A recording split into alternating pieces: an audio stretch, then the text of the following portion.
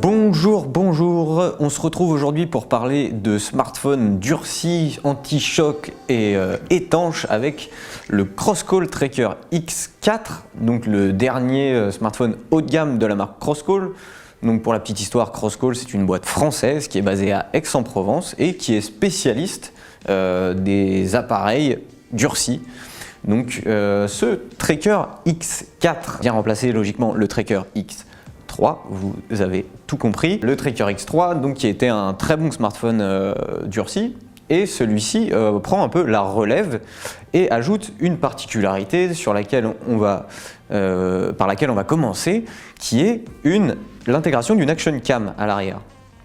Alors c'est assez logique, on va dire, dans la dynamique qu'a Crosscall d'intégrer ça, puisqu'ils visent avant tout les sportifs, donc ceux qui vont aller faire un peu de snowboard, de surf. Donc voilà, ça s'inscrit assez bien dans leur logique. Une action cam, c'est quelque chose qui est très utilisé par ce genre de personnes.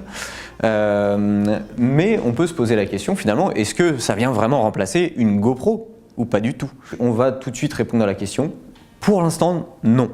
Clairement pas. Il y a des atouts à cette action cam intégrée, donc notamment le fait de pouvoir filmer avec un angle de 170 degrés, donc ce qui est particulièrement large. De pouvoir choisir entre différents plans, de pouvoir faire des petits montages directement sur le smartphone, tout ça est assez bien pensé, mais il manque encore un peu de travail, notamment sur un plan de qualité d'image qui est assez faible. Finalement, on a un capteur derrière qui est un capteur 12 mégapixels qui est assez moyen, notamment dans les conditions de lumière un peu difficiles. On va dire qu'on s'en sortira mieux sur les pistes par un grand soleil que dans des sous-bois un peu ombragés. Finalement, on a un autre problème aussi qui est logiciel cette fois, puisque la façon de fonctionner de cette action cam, c'est qu'on va avoir un enregistrement qui va se faire sur la totalité de la surface du capteur, et derrière, en fait, logiciellement, il va y avoir un crop effectué pour conserver l'angle de vue que l'on souhaite. Et c'est là que ça bloque un petit peu, puisque quand on exporte les vidéos, on est obligé donc de les exporter pour pouvoir les exploiter derrière. Il y a pour l'instant encore un petit problème de cadrage en fait, qui n'est pas respecté par rapport à celui qu'on pensait avoir. Donc on se retrouve avec une vidéo qui est un poil désaxée. Donc c'est un peu gênant sur certains plans où on a besoin un peu de précision. Sur des plans très larges, finalement, ça se voit assez peu. Mais bon, on va dire aujourd'hui, ça reste encore assez problématique et assez décevant. Crosscall nous a assuré que de toute façon, ils avaient un planning de mise à jour qui était encore assez chargé et qu'ils espéraient améliorer tout ça dans le début de l'année 2019.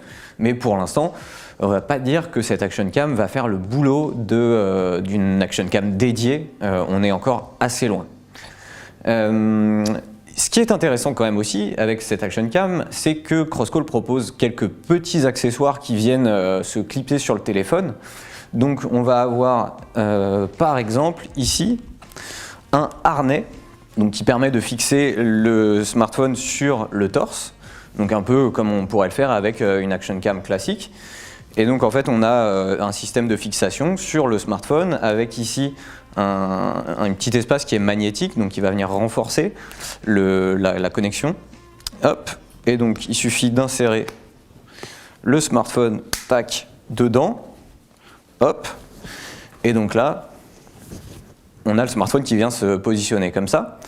Ce qui est assez malin dans un sens, c'est qu'on a une articulation qui permet comme ça de consulter, hop, de regarder ce qu'on vient de filmer. Hop, on remet et on repart tout chou sur les pistes.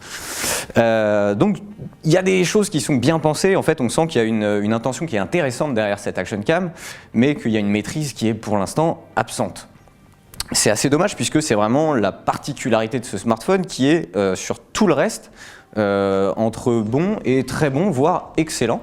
On a un écran qui est assez intéressant puisque ça reste une dalle IPS mais qui est assez lumineuse, qui est peu sujette au reflet. Donc on parvient à conserver une bonne lisibilité en plein soleil, donc ça c'est assez important. On a une colorimétrie qui n'est pas la plus fidèle du monde mais qui reste, on va dire, dans des clous acceptables. Après, là où le Crosscall excelle vraiment, c'est sur l'autonomie, puisqu'on a une très grosse batterie à l'intérieur de ce smartphone qui nous donne finalement une autonomie sur un usage standard d'à peu près 3 jours. donc c'est quand même plutôt confortable, sachant que on va être plus sur des usages peut-être un peu lourds avec des utilisations de GPS, de photos, de vidéos. Globalement, on va tenir sans problème une journée et demie. Donc c'est quand même très confortable si on va se balader un petit peu. Si on limite un peu les usages, on va tenir un peu plus de 3 jours. Donc si on part en rando une semaine sans prise, ça va être un peu, ça va être jouable en fait. On pourra tenir. Autre particularité de ce smartphone, c'est qu'il embarque, comme son prédécesseur, toute une série de capteurs. Donc ce sont des capteurs qui vont être adaptés à des usages justement de baroudeur. Donc on va retrouver un altimètre, un baromètre, un thermomètre, un hygromètre, une boussole, des données GPS. Donc tout ça est assez intéressant puisqu'on a des données en fait, qu'on a sur très peu de smartphones.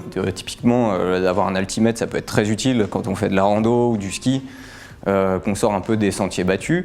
Pareil, le baromètre donne une indication sur le temps qui va arriver. C'est plutôt intéressant tout ça.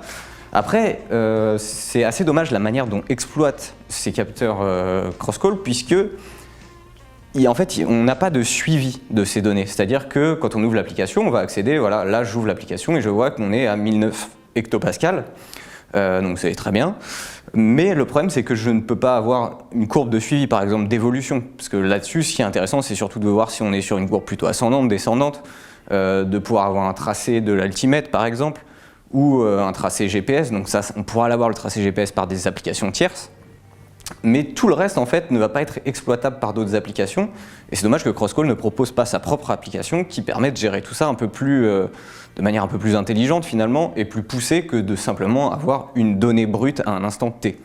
Et là-dessus, on faisait déjà ce reproche au X3, on le retrouve sur les 4, c'est un peu dommage. Donc, dans l'ensemble, c'est un smartphone qui tient bien la route. On a quand même un Snapdragon 660 à l'intérieur qui permet de faire tourner très confortablement Android, même si on veut jouer un petit peu. Enfin voilà, c'est un smartphone qui tient tout à fait la route sur l'ensemble de ces aspects. On aurait aimé un peu plus de développement sur des aspects baroudeurs. On aurait aimé que l'action cam soit un peu meilleure, parce que c'est son vrai point différenciant.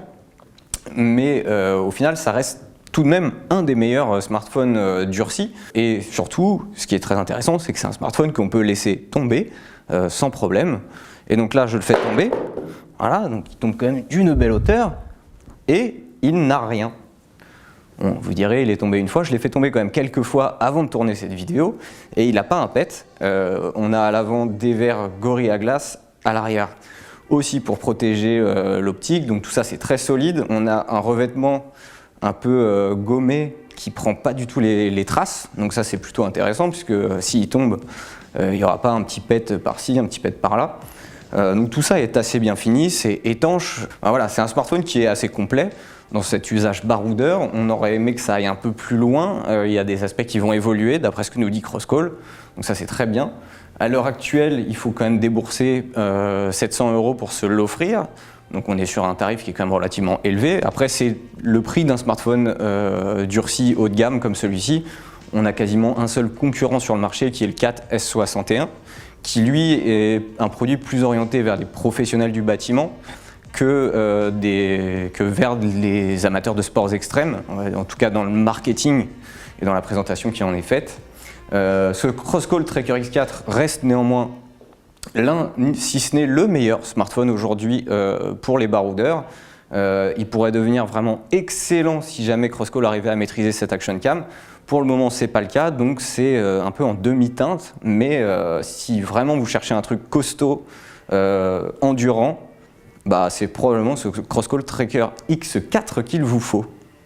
Combien d'étoiles, Rémi? Eh bien, il va prendre 4 étoiles. Il a pris 4 étoiles d'ailleurs, tout à fait. Merci. Ben, de rien.